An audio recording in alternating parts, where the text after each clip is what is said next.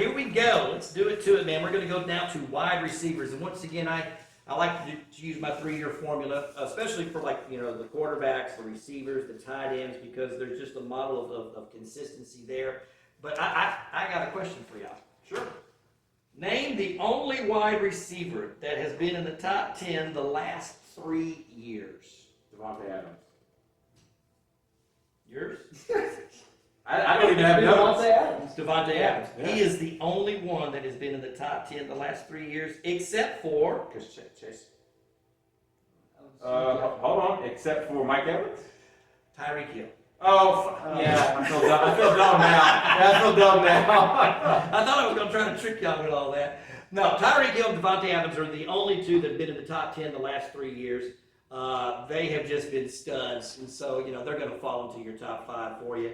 The next thing I'm looking at now really is I'm starting to look at what's been happening in the last couple of years, okay? Because in the last couple of years, what receivers have really emerged and this, that, and the other. And then, of course, we also have to then look at who's quarterbacking, what's the system, this, that, and the other. But I do think that the numbers bear a lot of this stuff out as we go. So here we go. Number 1 is still Tyreek Hill. Yeah. The guy's just going to catch balls out there in Miami.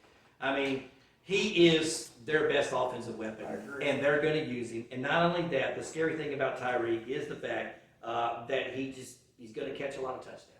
Yep. He's going to catch a lot, and they're going to be long touchdowns. We're not talking. They're going to be underthrown touchdowns that he comes back for, and he just goes into hyperdrive. They're going to everybody. My number 2 might shock you, but I'm taking Amon-Ra St. Brown.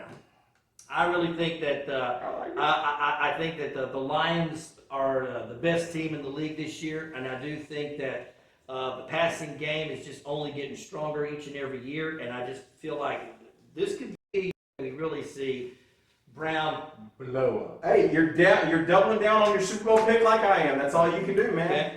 And number 3, A.J. Brown. Just a stud over there in Philadelphia. The combination between him and Jalen Hurts has been a winner ever since he got over there. He got out of purgatory in Tennessee. He comes over to Philadelphia, and he's in a system that's friendly to him. So there you go. Number 4, probably the best receiver in the game right now, Justin Jefferson.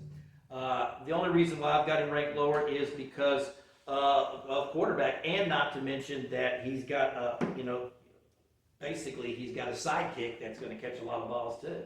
So there you go. And then you can't go wrong picking Devontae Adams. It doesn't matter who the quarterback is. Devontae Adams is going to score points. Yes.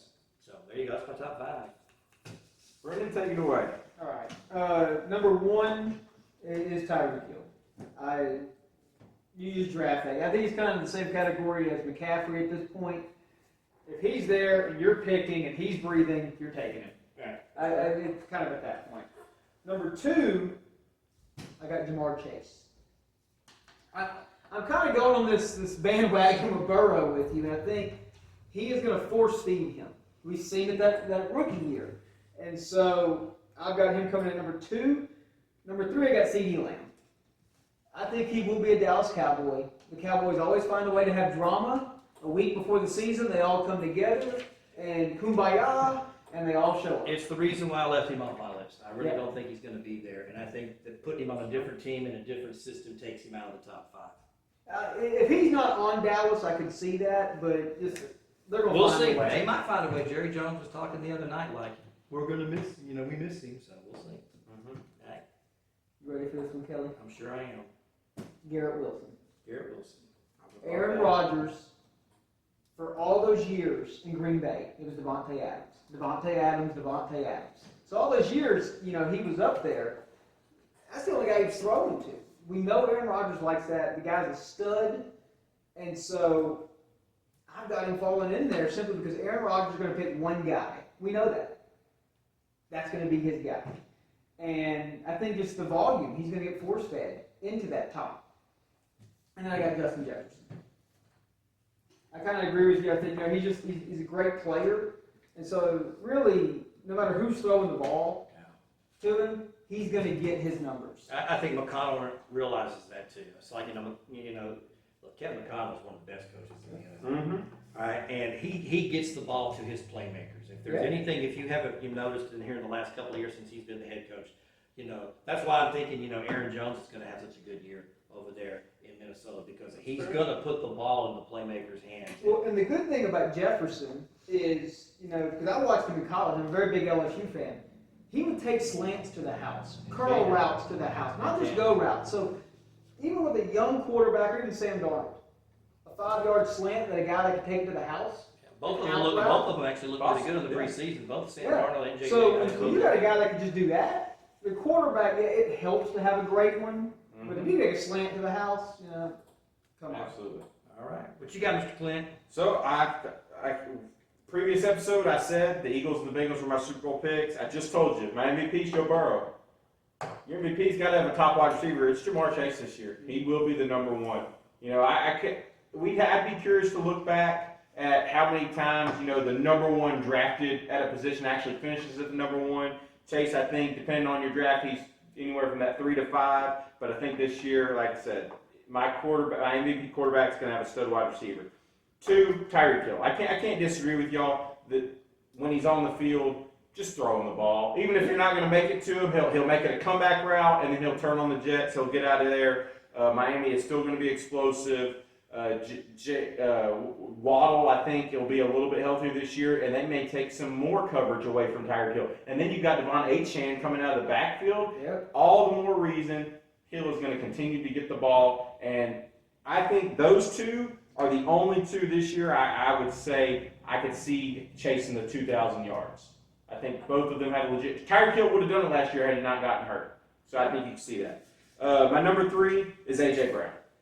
If Jalen Hurts is going to have a top 2 finish like I projected, he's got to have a wide receiver. And A.J. Brown, I think there was some false scaring this offseason about, he was unhappy, and then they gave him all that more money. They did it for a reason. The dude, if you just look at pure wide receiver, old school wide receiver, he might be the best in the league. If you just look at pure, just all the intangibles, size, speed, strength, he's amazing. And I even saw a video today that made the argument for him to be the number 1 wide receiver, so I could see it.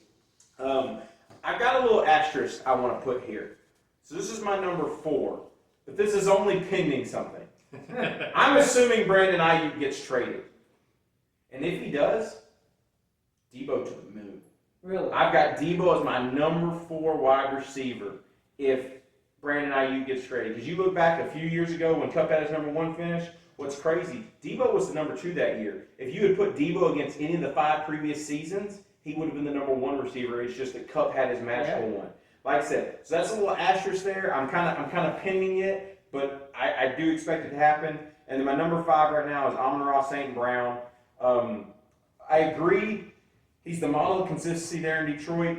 I can't see him getting higher than 5 just because you're going to have Sam Laporta. You're going to have Jahmyr Gibbs out of the backfield. I think Jameson Williams will take a step forward this year. Again, it's his 2nd year back from his injury. I'm not saying he's going to be a top wide receiver. I'm just saying I think he's going to take a step forward and be the underdog. Here's what I honestly think.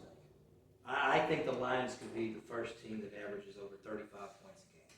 That'd be sick. I think that's the possibility of what we could see. Absolutely. And to address probably the 2 elephants in the room, I had Jefferson just on the outside at 6. Like I said, I'm a little concerned with who's going to be throwing the ball. I think he will suffer a little bit. And then Lamb, I'm just scared. The longer he's out of training camp, the slower start he's going to be, which is going to affect his overall finish.